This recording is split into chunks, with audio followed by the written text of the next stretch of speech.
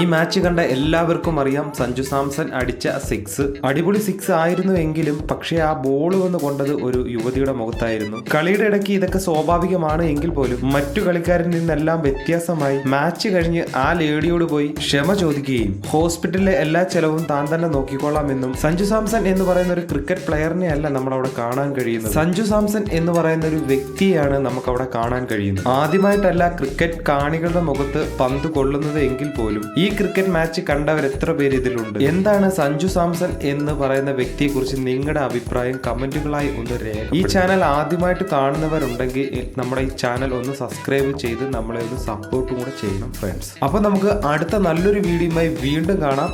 അടുത്ത video കാണുന്നവരേക്കും good bye.